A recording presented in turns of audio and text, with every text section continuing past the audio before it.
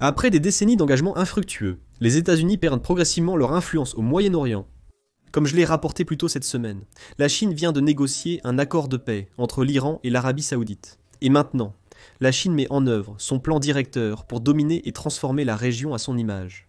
Ces dernières années, la Chine a cherché avec empressement à assurer sa sécurité énergétique pour le siècle à venir et considère le Moyen-Orient, avec son abondance de pétrole et de gaz naturel, comme la clé pour y parvenir.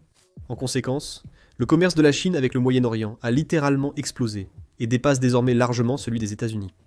Aujourd'hui, la Chine est le plus grand investisseur étranger du pays et le principal partenaire commercial des nations du Golfe riches en pétrole.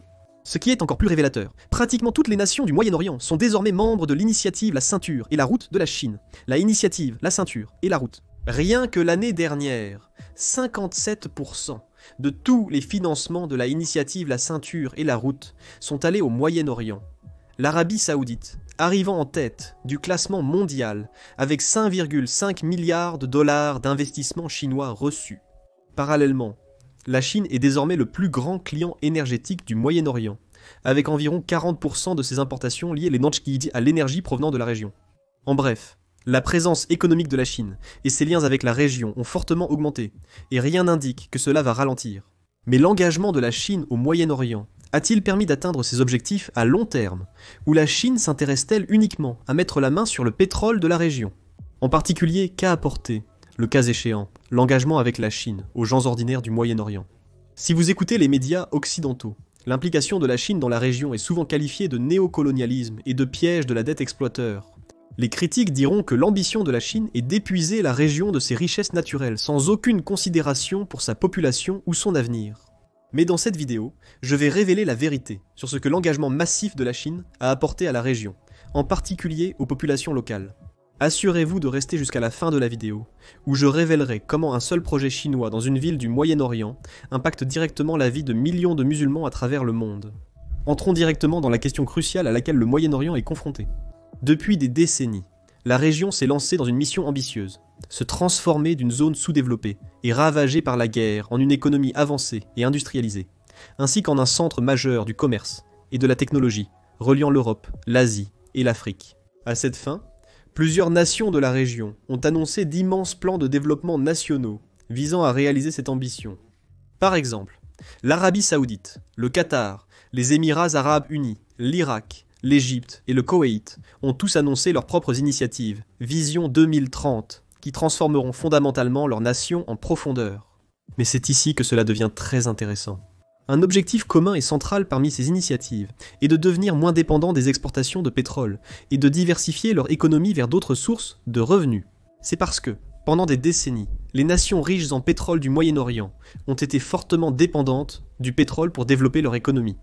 En fait, pour des nations comme l'Arabie Saoudite et l'Irak, les réserves de pétrole représentent presque la moitié de leur produit intérieur brut.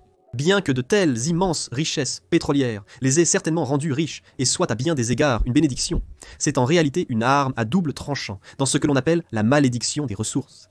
Plus votre économie dépend des réserves de pétrole, plus elle est à la merci des prix mondiaux du pétrole, qui sont connus pour être très volatiles. À la lumière de cela, le fait suivant pourrait vous choquer. La Chine est déjà devenue le principal partenaire commercial dans bon nombre de ses initiatives ambitieuses. C'est exact. Le plus grand client pétrolier du Moyen-Orient l'aide à réduire sa dépendance au pétrole. Si la Chine ne s'intéressait qu'à obtenir du pétrole et à rien d'autre, cela n'arriverait tout simplement pas. Pour le prouver, il suffit de regarder l'Arabie Saoudite, la plus grande économie du Moyen-Orient, et l'un des plus grands producteurs de pétrole au monde. La Chine n'est pas seulement le plus grand partenaire commercial de l'Arabie Saoudite, mais aussi son plus gros client pétrolier, achetant plus d'un quart des exportations de pétrole du pays. Cependant, contrairement à la croyance populaire en Occident, les liens entre la Chine et l'Arabie Saoudite vont bien au-delà du simple pétrole. En décembre dernier, le président chinois Xi Jinping s'est rendu en Arabie Saoudite pour rencontrer le prince héritier et premier ministre Mohammed Ben Salman, et les deux nations ont officiellement établi le partenariat de plus haut niveau possible, ce qu'on appelle un partenariat stratégique global. Cet accord historique a officialisé une coopération étendue entre la vision 2030 de l'Arabie Saoudite et l'initiative La Ceinture et la Route. Il a également été accompagné de 34 autres accords d'investissement couvrant pratiquement tous les secteurs clés imaginables, y compris l'énergie propre, le logement, les transports, les infrastructures et le développement de la 5G. Comme le révèle Jason Tuvey, un économiste de Capital Economics basé à Londres, l'Arabie Saoudite considère la Chine comme son principal moteur de croissance, à un moment où la demande de pétrole dans de nombreux marchés développés est en baisse. La vision 2030 de l'Arabie Saoudite est peut-être la plus ambitieuse de son genre dans la région, car elle implique plusieurs énormes gigaprojets, dont les investissements prévus dépassent 10 milliards de dollars. Comme d'autres initiatives similaires dans la région, l'objectif central est de diversifier l'économie, afin de la rendre moins dépendante des revenus pétroliers. Malgré cela, la Chine est toujours prête à être le principal partenaire commercial impliqué. Le plus grand de ces gigaprojets est le plan de l'Arabie Saoudite visant à construire une mégapole futuriste et intelligente à partir de zéro. Appelée NEOM, elle sera 33 fois plus grande que la ville de New York et sera alimentée exclusivement par des énergies renouvelables. En conséquence, il s'agit de l'un des projets innovants les plus ambitieux jamais conçus. Les Saoudiens prévoient de transformer NEOM en une nouvelle zone économique et d'imiter le succès de Shenzhen, une zone économique construite à partir de zéro et qui a déjà dépassé les villes voisines Hong Kong et Canton en termes de produits intérieurs bruts. Le projet le plus impressionnant au sein de cette immense zone s'appellera The Line, une méga structure de 170 km de long, 500 mètres de haut et seulement 200 mètres de large, destinée à abriter une ville entière. Il s'agira d'une structure continue avec une façade entièrement en miroir de verre, et elle pourra accueillir plus d'1 million d'habitants. Cette structure sera tellement massive qu'elle sera clairement visible depuis l'espace. Et si cela vous semble totalement inconcevable, sachez que le conglomérat public chinois, la Power Construction Corporation of China, ou Power China, a déjà commencé à construire ses fondations. Et n'oublions pas non plus que la Chine possède une grande expérience dans les projets d'infrastructures gigantesques, y compris la construction de villes entières et de zones économiques à partir de rien, comme Shenzhen, Zhonghan et le quartier financier étincelant de Shanghai, Pudong. En résumé, s'il y a bien quelqu'un capable de réaliser ce projet insensé, c'est bien la Chine.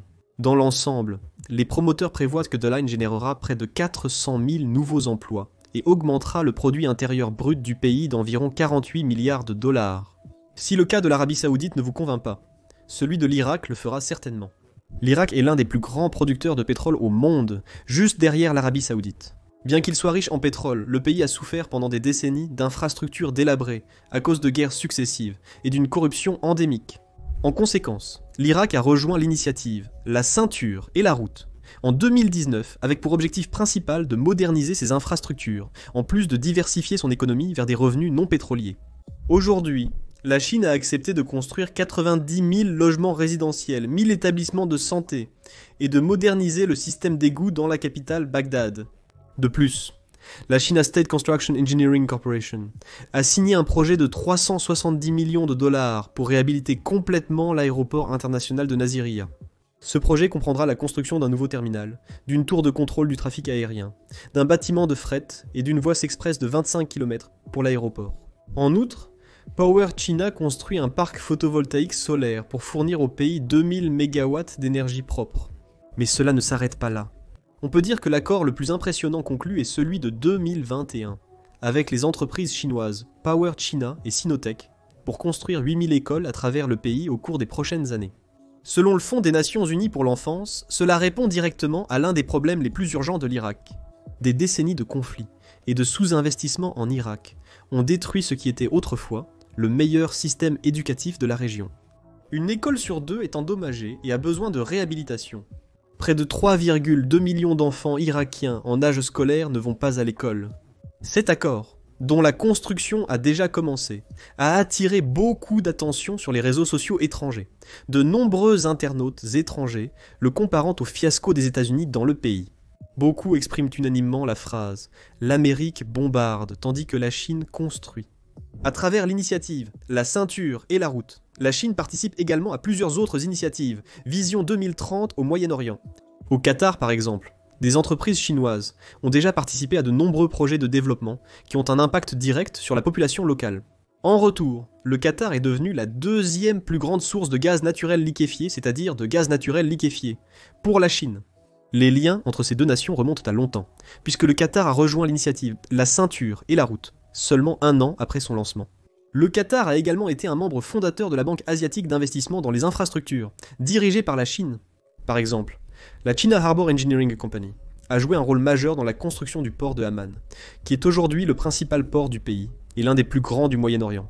Ce port est un élément majeur de la vision 2030 du Qatar et a stimulé le commerce du pays à l'échelle mondiale, contribuant ainsi à la diversification de son économie.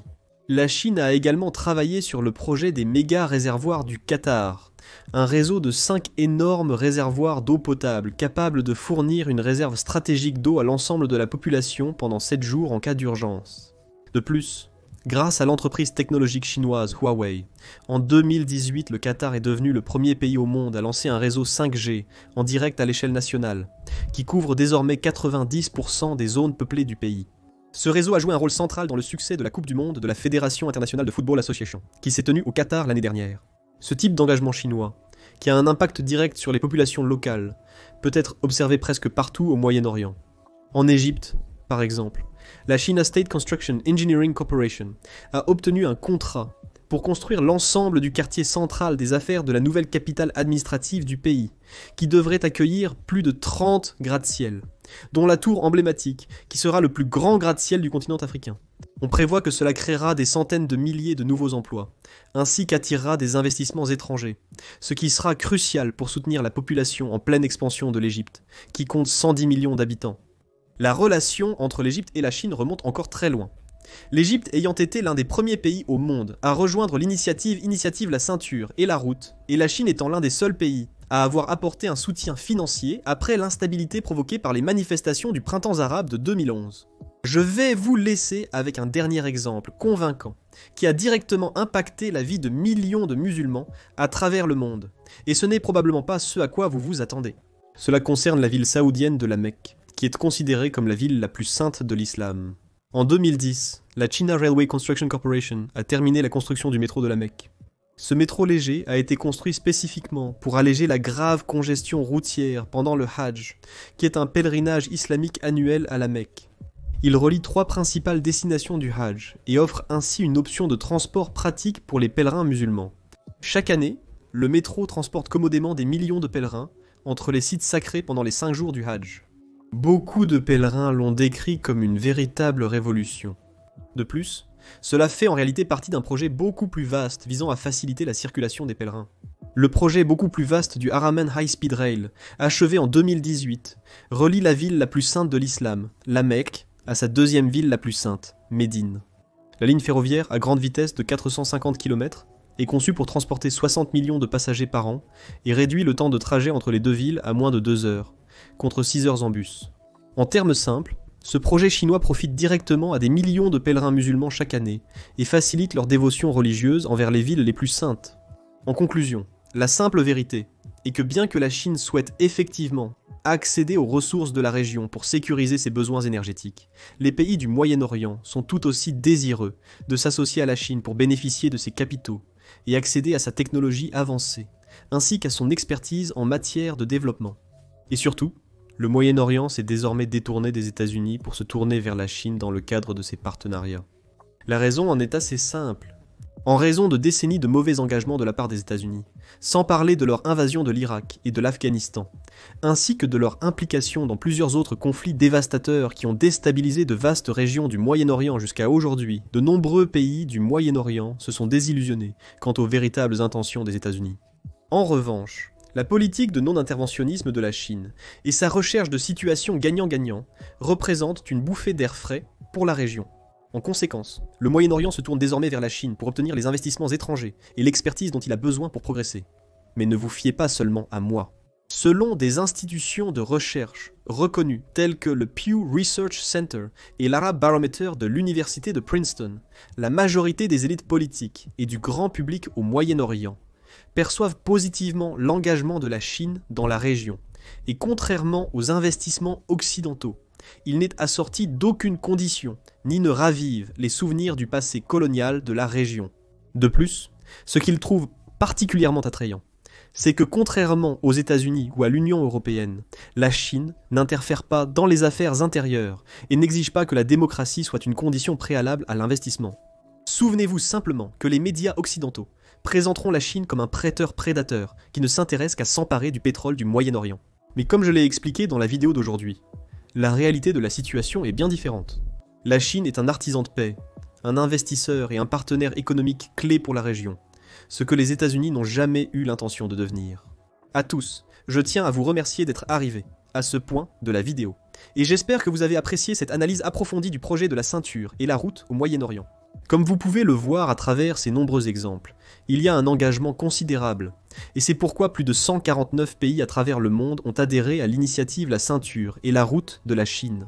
Si vous souhaitez en savoir plus sur l'initiative La Ceinture et la Route, assurez-vous de cliquer sur cette playlist et de regarder toutes les vidéos que nous avons réalisées sur ce sujet. Je m'appelle Cyrus Janssen, je tiens à vous remercier d'avoir passé du temps avec moi ici sur YouTube, et j'ai hâte de vous retrouver très bientôt dans notre prochaine vidéo.